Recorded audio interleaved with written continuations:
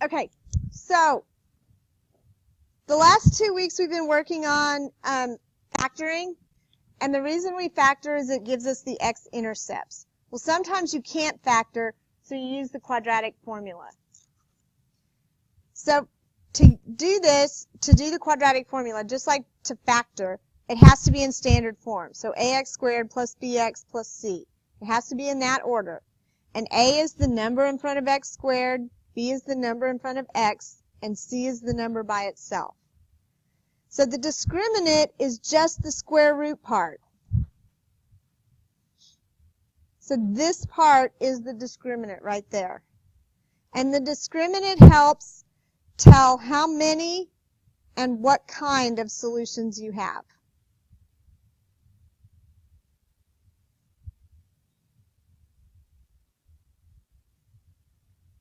How many and what kind of solutions the quadratic has.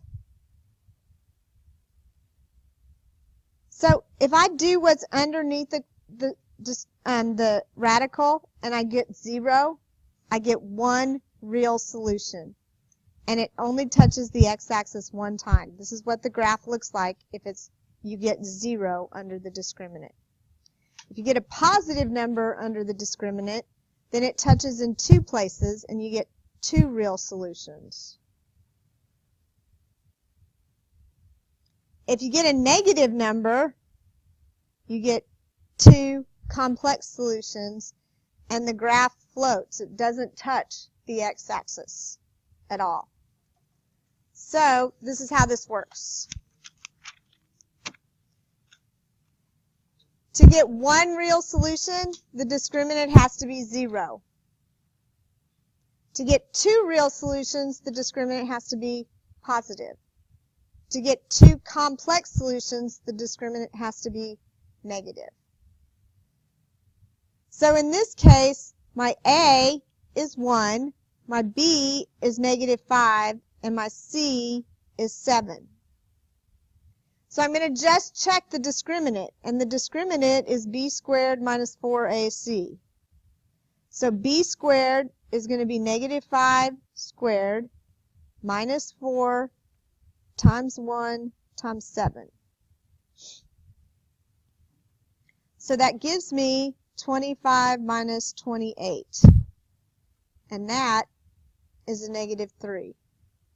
So the discriminant is -3.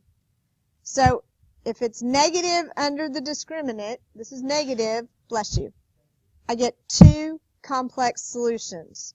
So the type is complex. I get 2. And what did the graph look like for the complex one? It doesn't touch the x-axis. So you can draw any parabola as long as it doesn't touch the x-axis.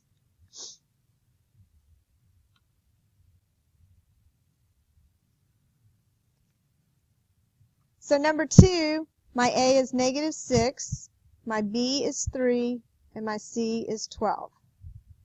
So when I do the discriminant, I get b squared, which is 3 squared, minus 4 times -6 times 12. So I get 9, and then -4 times -6 is a positive 24, and 24 times 12 gives me 288. And when I add these together, I get 297.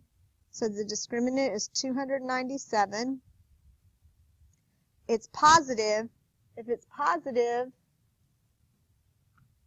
I get 2 real solutions.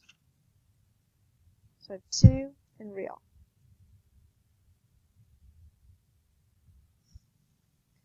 Number 3, the A is 2, the B is 6, and the C is 7. So the discriminant is 6 squared minus 4 times 2 times 7. So here I get 36 minus 56, which is -20. So the discriminant is negative. So what kind of solutions do I get? 2 and complex, right? So these are complex and 2. And I forgot to graph. If it's two real solutions, then it touches the x-axis twice. And what happens with the complex one? It doesn't touch, so this one doesn't touch. There we go. So the last one, my A is 12, my B is negative 12, and my C is 3.